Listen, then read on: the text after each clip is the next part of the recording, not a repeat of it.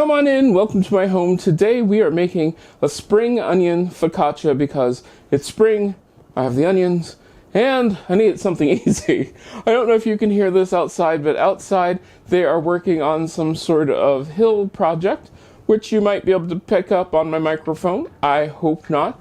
But also, this is one of those easy things where you have to look at the time invested into things.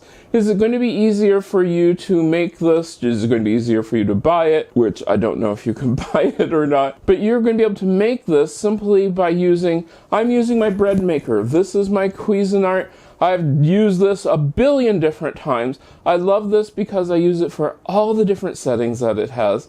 There is a whole playlist. You can check out that card. It'll take you to the playlist. I use it for everything from sauces to syrups to, we've even done soup in it. I don't know if I've done that video yet. Maybe I'll do that video sometime soon. But this is super easy. So if you cannot make bread, get a bread maker. If you can make bread, you can do this all by hand. Yeah, it's not really worth it. You probably have other things to do. And that's the cool thing about using a bread maker. I can then go off and do other things while this is going through its dough setting. Can I make other videos while this is going through its dough setting? No, I can't. Because it does make some noise. Remember that, but this is so easy. This is what I was talking about not being able to do anything. No studio lighting right now. But that's the sound that my bread maker makes, so keep that in mind when you're thinking about doing your dough while it's going and doing its dough. And it's a shaggy dough, so be prepared for that. All the ingredients are listed down below in the description, but it is so easy to make and so much fun. Alright, let's get started. I'm going to start off with my water. This is warm water.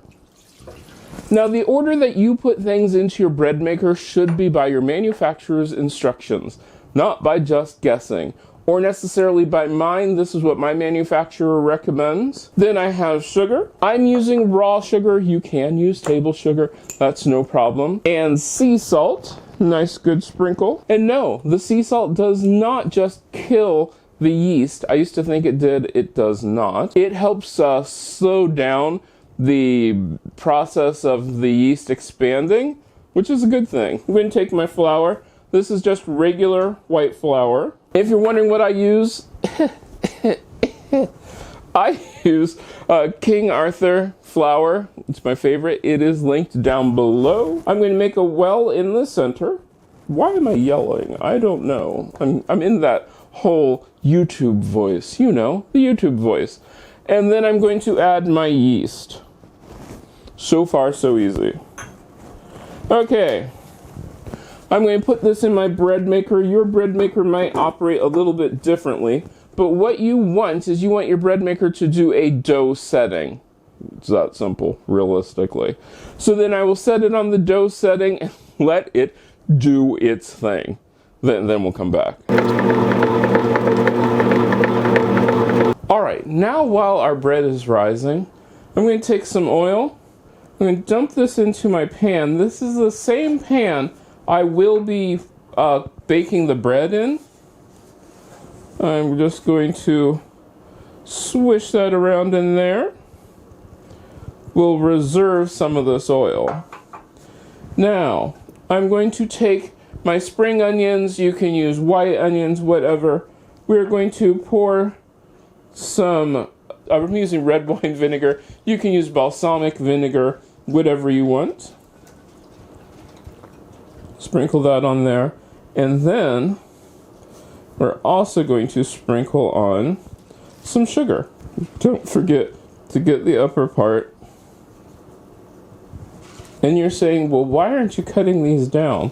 Well, there's a good reason. When we put these into our oven, which is preheating at 325 degrees, they'll cook. So I'm going to get this all nice and coated. I'm going to put this into our pan. Then I'm going to take this over to our oven and bake it for about 5 minutes until everything is nice and sort of slightly brown, but I'm only going to do it for about 5 to 7 minutes. Our onions are out of the pan, our onions are out of the oven. I'm going to put this onto the plate to cool. And I'm going to leave the mixture that's in the pan, so that way we're going to use that when we go to bake this. So we have the oil, there's a little bit of sugar in there, not a bit much. And I'll add just a tiny bit more oil. And you'll see why when we get the dough all ready. We're going to see how this goes. Now my goal here is to get this, which is our dough, out of here into the pan without much problem. Hopefully. And I'd like to do this without adding much flour to it, but I don't think that's going to happen. Yep, that's not going to happen. Let me get some flour. That awkward moment when you try to do something without adding much flour to it. And yet that something's like, no, add flour to me. Okay. That is going to come out of there. It smells really good.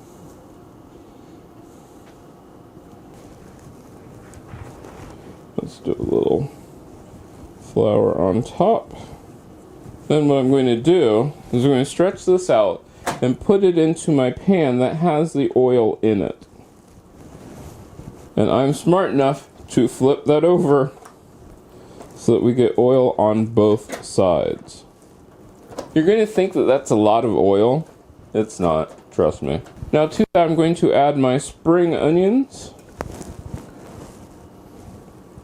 Just randomly. You can go all decorative, and it is up to you. Alright, now I'm going to add my rosemary. Alright. The goal is to add the less woody part of the rosemary. So if you have rosemary that's really woody, don't add the woody stalks.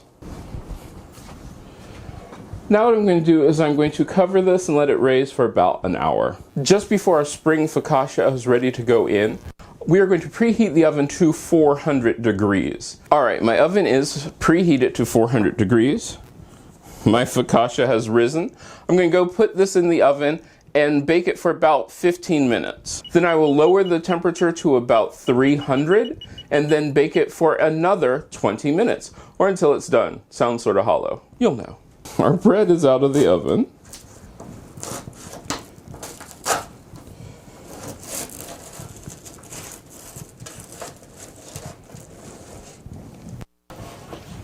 That looks good. Alright, now I'm going to go ahead and cut off a corner. It smells so good. Alright, let me give this a taste. That is really good. It tastes very fresh. The onions and the rosemary give it that extra special. I can understand the whole spring-like taste to it. I did make some changes to the original recipe. I will try to link that in there. But it is so good, so easy to make. I hope you enjoyed this. What makes these videos happen is you. If you're a part of the Patreon group, you really help move these videos forward so I can make even bigger and better projects. If you are part of the other group who just watches the videos wherever you watch them, by liking and sharing this video, it does really help the video. Now, if you're interested in joining on Patreon and getting these videos early, and also you get extra special bonuses, just check out the links. They're down in the description, or they're also in the cards. And I hope you enjoyed this, and I hope I get to see you the next time you stop by.